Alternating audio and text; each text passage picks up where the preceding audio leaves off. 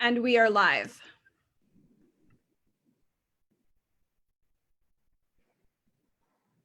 Hi, everyone. How are you doing tonight?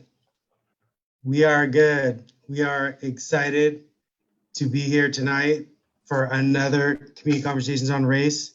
And tonight, it's all about District 7. All right, first time ever, District 7.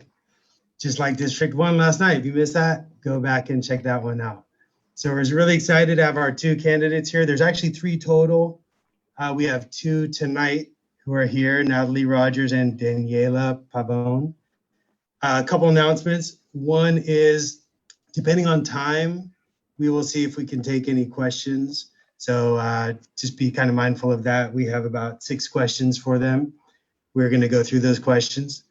Also, if you habla español, there is a YouTube link in the chat, so you can go ahead and check that out en español si quieres oír esta presentación en español. Mira, hay un chat, hay un link in a chat de YouTube. All right, I had to get my Spanish on. All right, good to see everybody tonight. Thank you for staff. Thank you for the board. Thank you for our executive director. Thanks for all of us who are putting these together. Really excited tonight. And we will get going with bios. So Natalie was raised by a maintenance worker mother and a unionized operating engineer stepfather living in public housing in Marin County. After graduating high school, she decided to pursue a degree in psychology. She balanced her academics with full-time work as a bank teller. She also became politically active, serving as a Black Student Union treasurer, Northern chair for the California Black Caucus, and the student trustee-elect. She graduated from Sonoma State University with a bachelor's in psychology, and later Argosy University with an MA in counseling. Natalie now runs her own private practice as a licensed marriage and family therapist and works. What name should I save this number as? That was strange. I think the interpreters are saying, hey, slow down. So I'll do that. Natalie now runs her own private practice as a licensed marriage and family therapist and works part-time as a therapist for the County of Sonoma.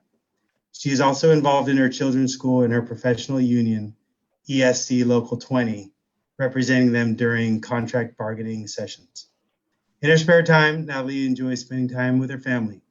She married Andre, an Army veteran, in 2017. Between them, they share 8 children, 5 of whom are in school age and participate in a number of activities here locally. Welcome, Natalie. Good to see you. Thanks for coming. Daniela is a Santa Rosa-based attorney who specializes in land use and real estate law. She moved to Santa Rosa from Los Angeles in 2008, where she worked in television development for Warner Brothers Television before attending law school at Chapman University. From her high school days in Model United Nations to her work as chairwoman of the Sonoma County Commission on the Status of Women, she has always had an interest in public service and politics. Now with a family, including 2 small children, she is no longer content just watching persistent community issues. Daniela wants to bring her strong analytics and negotiating skills into local politics to be part of the solution. And she says that she is ready to stand up with you and for you, the people, rebuilding together for a better tomorrow. So we are excited. Thank you guys again. And on behalf of the CAP family and everyone else out there, like I said, just so thankful that you guys are running and putting your talents ahead and dedicating yourselves to make Santa Rosa a better place. So thank you so much. So Natalie, I'm going to start with you. Is there anything you'd like to add to your bio? And can you share why you chose to run for city council? So I chose to run for Santa Rosa City Council because I believe that our local leadership needs some diversity to reflect the population that they serve. Not only am I an African American woman, I am in the local workforce. I work 3 jobs to purchase my home. I'm married to a combat veteran. I have 8 beautiful children. So if I can juggle that, I think I can juggle being on city council. I'm a union member, a steward, a bargaining team member for my union. And to put a little more icing on the cake, I am a Girl Scout troop leader. So my diverse background allows me to relate to many of the residents in District 7 and therefore advocate for them in a way that others may not be able to do so. So that is why I'm deciding to run for Santa Rosa City Council District 7. Great, thank you. And just wanted to take a moment. District 7 is pretty much on the west side, it's Fulton Road. On the east side, Stony Point. On the north side, it's Guerneville Road. And on the south side, it's Bellevue, with a little bit of Bellevue Ranch, which is kind of just like the extension of Sebastopol Road right in there. So for those of you viewing, I want to give you that background a little bit. Okay, great. Thank you so much, Natalie. And same question for you, Daniela. Is there anything you'd like to add to your bio? And can you share why you chose to run for city council? Sure. Thank you.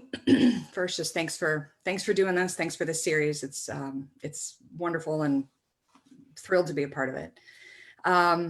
In terms of adding to the bio, yeah, you know, I try to be involved in my community as much as possible. I have 2 small kids. They were both born here in Santa Rosa. They're 5 and 3. It's been quite the challenge being stuck inside. My 5-year-old was literally climbing the walls earlier today. So we definitely, I'm excited to try and work on ideas to figure out what to do with all of this energy that these children have. I am an attorney. I've had my own practice in downtown Santa Rosa for 5 years. And then I went into a partnership and we moved our office. I moved my office in with her in the 7th District. I've been involved in the local community in various ways, Commission on the Status of Women. I gave tours at a sustainable farm in Petaluma for every Sunday for about 3 years. I coached my son's Little League for 1 practice until it was all shut down for COVID, but look forward to getting back out there, West Side Little League, and doing that again soon. Yeah, I think our city council, it needs some fresh blood. We need some new ideas. It really feels like it's become kind of an echo chamber in there. And there's no representation for over here, us on the west side, the 1st and the 7th District. It's a lot of people over on the east side who, yeah, they have fine ideas and, you know, they have good intentions, but they aren't thinking about us over here. They're not listening to us over here. And I think somebody needs to come in that's got some things that are maybe just going to shake it up a little bit. And I think I'd be that person. And at the same time, I have experience negotiating disputes. I've spent from 10 a.m. until I hopped onto this today, participating in a mediation, trying to help people come together and see if we can come to a resolution everybody can be happy with. So I think I can bring that to the city council as well. And I look forward to doing that. Great, thank you. I'm going to stick with you, Daniela, on this one. This is the first time an individual will be selected to represent your district, like you said. What opportunities and challenges do you see in representing your district in the larger city council context?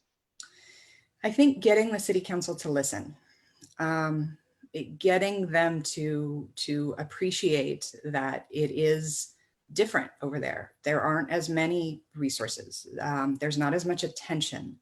It often feels like, and I don't know that this is necessarily the right analogy, but you know, sort of the redheaded stepchild, if you will, like, yeah, they're there, but we're going to focus on downtown. We're going to focus on these areas here. When I tell people I'm running for the 7th District and it's on the west side of the city, it's, oh, Roseland?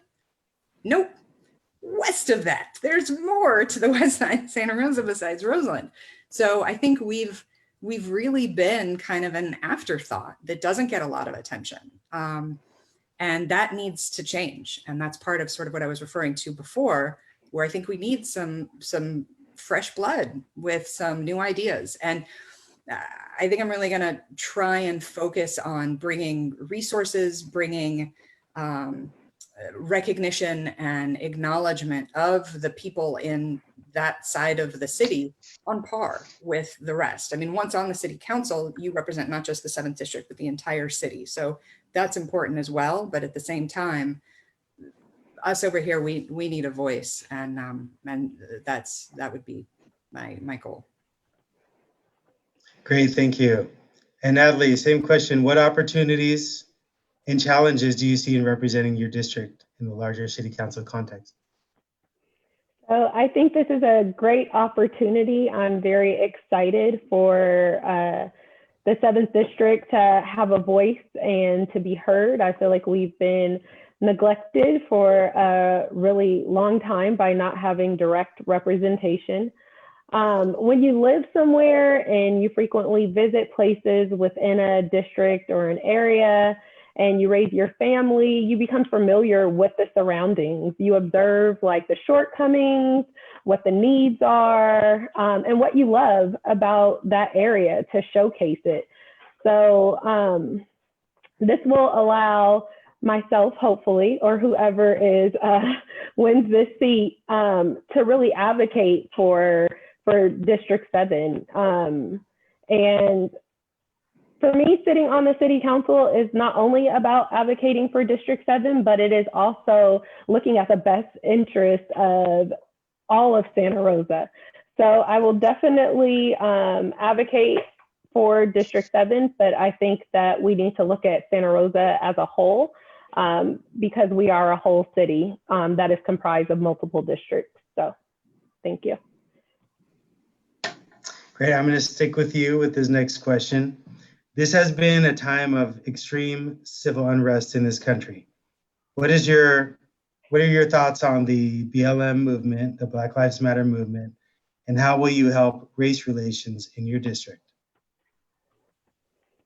So I definitely support the Black Lives Matter movement.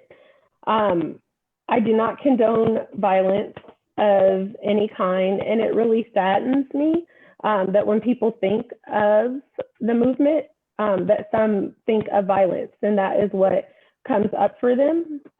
It's important for all voices to be heard, and unfortunately, for about 400 years, like the Black voice has not been heard in our nation. So District 7 has a very small percentage of Black residents, about 2% and 20% Hispanic, but it's time for us to form alliances between all races, and to let people know that racism of any kind will not be tolerated. Police reform and accountability is just the start, but so much more needs to be done.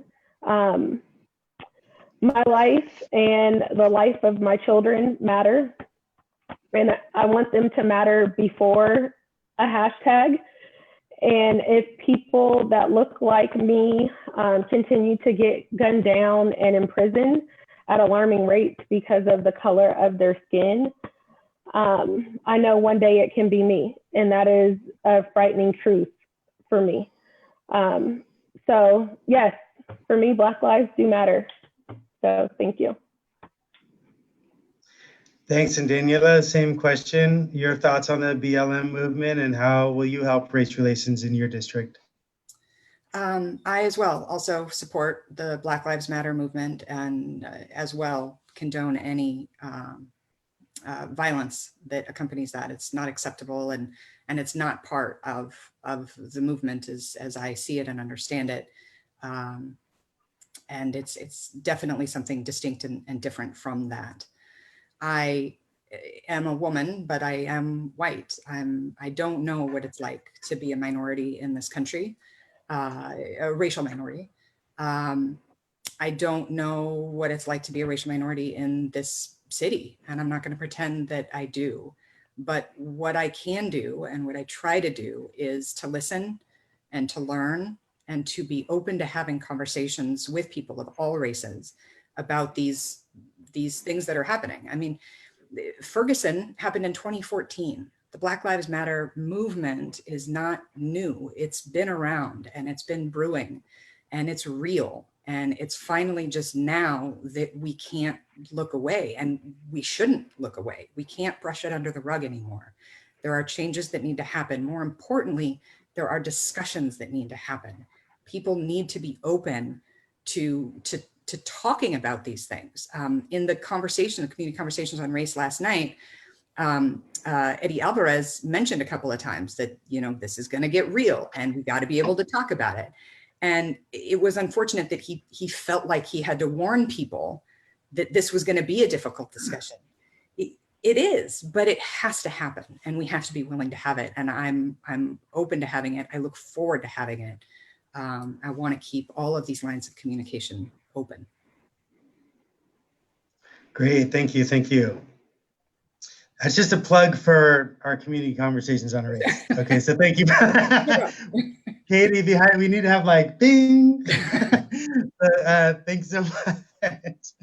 Cool. Daniela, we're going to stick with you on this one. Let's talk about COVID-19 and the BIPOC community. And this is Black, Indigenous, People of Color community. Because of limited access to COVID testing and treatment, that leaves BIPOC people facing a huge amount of mental trauma and higher number of COVID cases. How will you as a city council member work to improve these conditions for members of your community? So COVID is, it's a big problem. I think it's important that we acknowledge that. I'm troubled by the fact it took the city council so long to acknowledge that and to do something about it, both for the homeless population and really, you know, if you want to get a COVID test, it's through the county. I've done it. You have to go online. They won't schedule you more than a week out. I couldn't get in for 3 days. Didn't get my results for another 3. Don't have it, but would have been good to know a while ago, sort of a situation. Over, I think it's 54% of COVID cases in this county are people who are Hispanic or Latino, and they make up only 26% of the population. 16% of cases in the county are white, non-Hispanic, and they make up 64% of the population. The zip code that has the most COVID cases is 95407 in the county. The zip code that has the second highest number of COVID cases in the city is 95401. Those are the 2 zip codes that make up, I mean, they expanded as well, but both of those are in District 7. It's definitely in our district. I noticed in canvassing and going door to door, there was definitely a cultural difference in whether or not people wore a mask and what their race was. It was something I noticed informally. It seemed that the Latino community was very much more frequently maskless. I don't know, honestly, I don't know why. I don't know if it's just information, if it's, there's so many people in the house a lot of times, there's multiple families living in places, so they're just not as used to it at home or think about it maybe. I don't know what it is, but we definitely need to spread education. And tied with this, importantly, is affordable housing. If you have 4 or 5 families in a home and somebody has symptoms and it's a 3-2 home, 3-bedroom, 2-bath home, where is this person going to quarantine? What are they going to do? And then they're likely in a service industry, so they're going to have to go out and maybe interact with the public. We need to address that. We need to make testing easier. I'm looking to maybe doing it through the city or make the county system more robust, because I was very frustrated. I tried to get my husband tested and not this week, tried the following week, not this week. Okay, what do we do? He has symptoms, he has a fever, what do we do? So that was very hard. So we think we need to do that. And I think we just need to spread information through churches, local community organizations. We really need to reach out to the Latino community in this district and educate them about how important mass art. I've gone down to the park off of Hearn here, which is technically not my district, but it's a nice little park just down the road from my house. And there's large groups of people out there playing basketball maskless. And it's just not, we really need to up education. I think that's an important step that I would like to see done, and on the ground outreach to individuals in the Latin community. Thank you, thank you. And Natalie, how will you as a city council member work to improve these conditions in your community? So I would like to say I agree with so much of what Daniela said.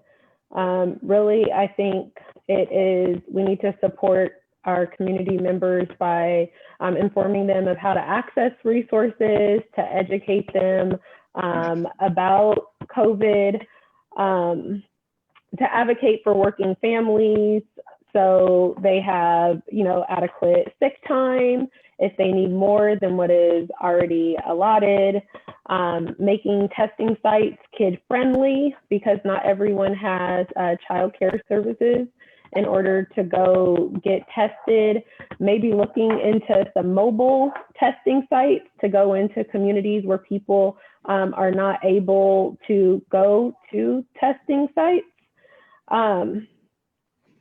And let me see. We'll go with that for now. Also, I think that testing and treatment is only part of the problem, like Daniela said. Housing situations and having multiple families in a house or multiple people in a house, when you have close proximity, if one person is exposed, then it's more likely that more people in the home will be exposed.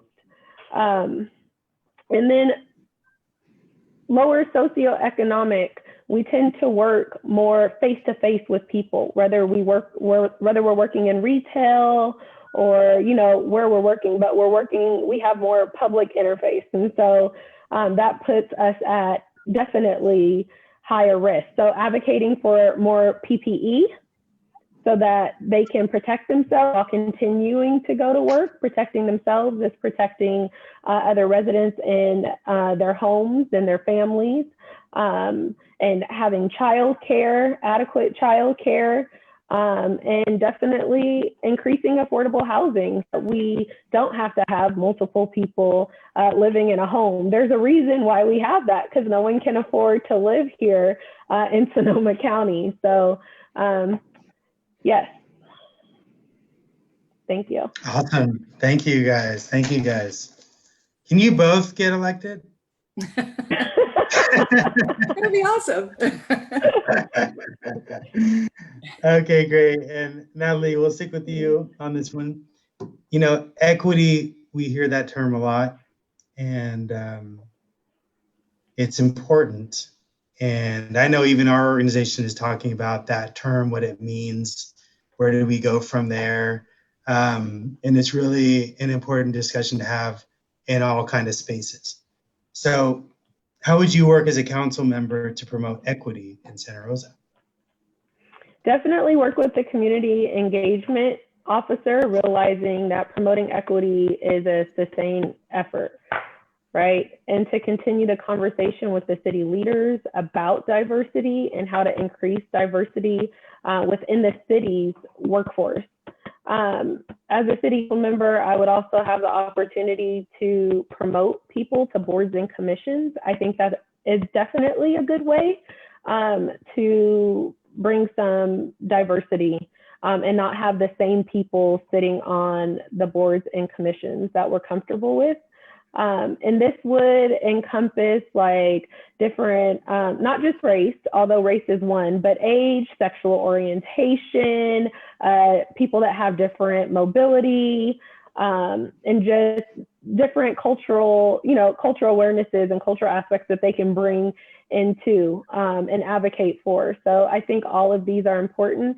And lastly, for us to invest in fiber so that there's not a digital divide, which we currently have. And I think that has been some of the problem we've had with, kids doing the homeschooling and not having equal or the same access. So, yes.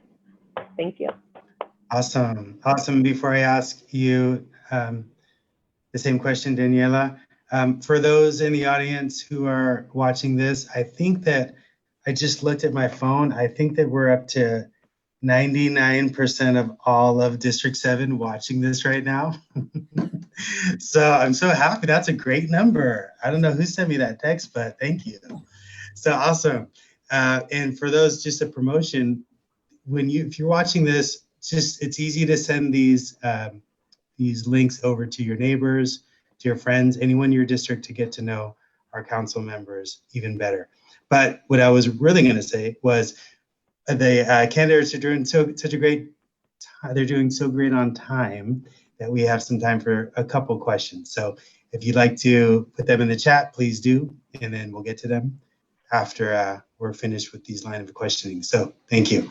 Okay, so same question for you, Daniela. How would you work as a council member to promote equity in Santa Rosa? I agree with much of what Natalie said. I think we definitely need to get more people of diverse across the board on commissions and boards in the city. And part of that is not just taking that into consideration when making those appointments, but going into communities like District 7 and informing people that these boards and commissions exist. A lot of people just don't even know they're there. I had to do quite a bit of digging when I wanted to get on a county commission. I didn't know where to start. And it took me some quality time online to find them, to find ones that I didn't want to campaign then. So I just wanted to know if I could just be kind of appointed and see what I thought about being on something like that. An appointed one that had an opening that was coming up relatively soon. And a lot of them had openings, but they weren't necessarily my district, or, there were various issues, but it took some digging to find. So I think we need to just let people know that they're out there. There are a number of nonprofits and organizations that are out there training and helping young people, especially women, about how to run for office and how to be involved. I think we need to do a better job connecting with them. They'll a lot of times have, city council members or board of supervisors come and talk, and then they go their separate ways. So I think there needs to be more of a back and forth with that relationship. I also think in terms of education, not everybody wants to go to college, and I think that's fine. We have a fantastic JC. We need to promote that. We need to promote scholarships that they have, work with the schools and make sure the schools are doing a good job informing students of scholarships. There's a woman, Letitia Henke. She has a program called Next Gen, and she goes in, she's only in one high school right now, but she goes in and she trains these students about careers in the trades. I've known Letitia for years. This has been a passion of hers. And she then, once they realize, oh, I can be a welder, I can be a contractor, I can be a roofer, I can be, all of these things, then she hooks them up with contractors so they can have apprenticeships. And now they're on a path to a career.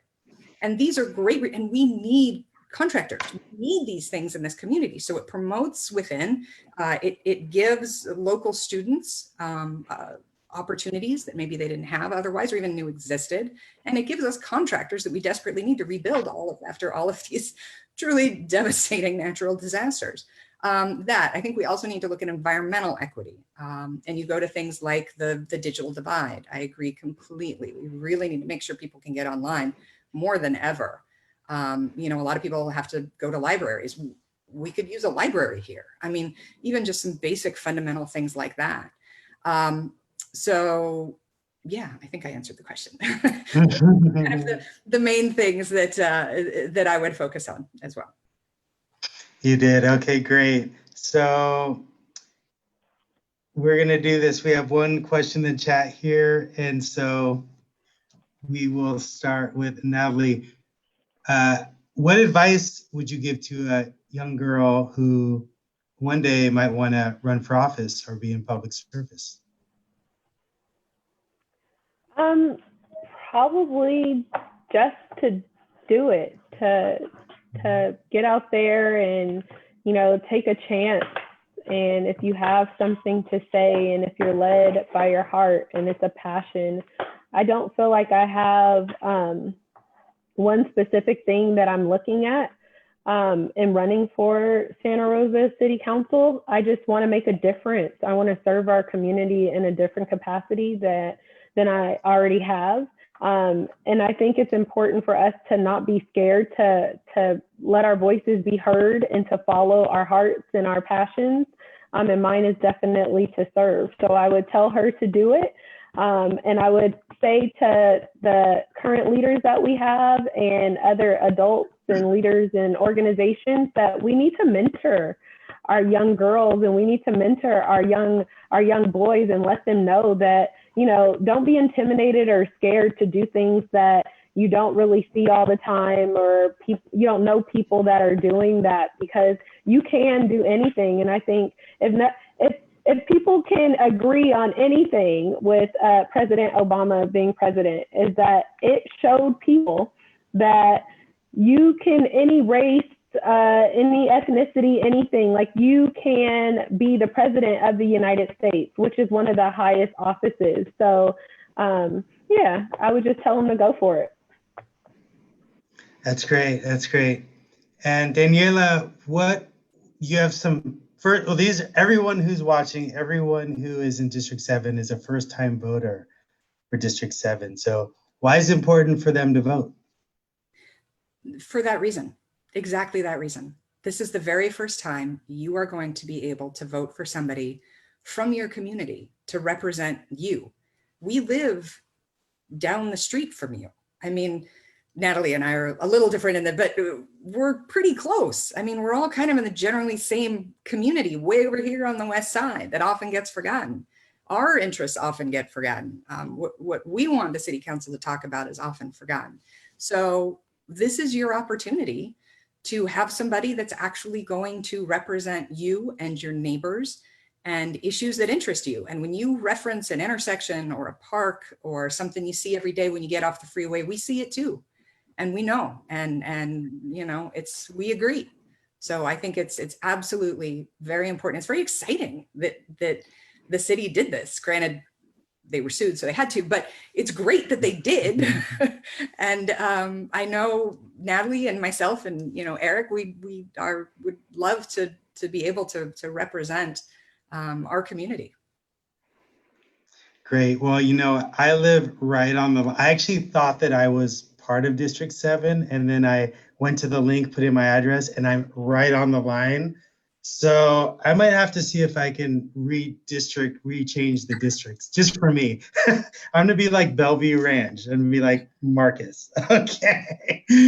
So I'm just really happy that you guys are both running. So in closing, and Natalie, we'll start with you. Is there anything else you'd like to leave our viewers with? I really pride myself on being a bridge builder. And I'm looking forward to being a leader in the community and serving Santa Rosa. And I hope it's through the avenue of being on the city council. But if it's not, like, I'm still going to be active. I'm still going to be out there. I think that we need some change. Like we agreed, we need people on the boards and commissions. So I just feel like we need to work together. We need to unify. We need to have some positive changes. It's not time to blame people or point fingers. We're not going to get anywhere doing that. And so I really look forward to where we're going. To our, you know, past COVID, how do we recover from COVID?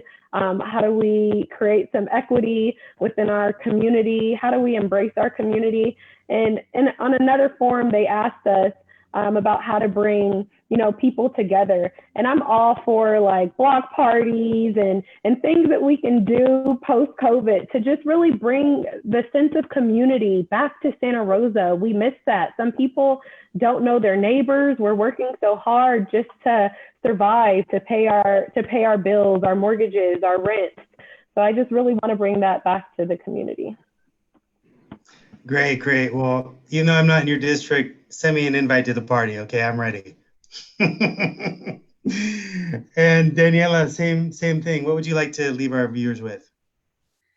I think it's along similar lines. I think I do a good job of just sort of breathing some new life into the city council, and being a voice for the 7th district, and not being too loud, but being loud and giving us our due. And I think I do a very good job of listening as well. Listening to the people in this community who are not used to being heard, and actually letting them know that now they will be. So I'd be looking forward to that. And yes, actually developing some sort of sense of community more as well, including that, there's areas in our district that were just annexed in to the city not that long ago. So I think it's important that we all feel like we're part of Santa Rosa. It's not just downtown and everybody else. So. That's right. That's right. Well, we want to say thank you so much for taking the time to be with us tonight. We're so excited for you both. We'll all be voting. And for all of you guys watching, make sure you check out last night, which was District 1. Check that out. And yeah, we're excited to continue these on. Stay tuned on Facebook and Instagram for future community conversations on race. Daniela and Natalie, best of luck. Really happy you came on, and we're excited to see you out there making changes. Thank you so much. Thank you for having us. Okay, that's it.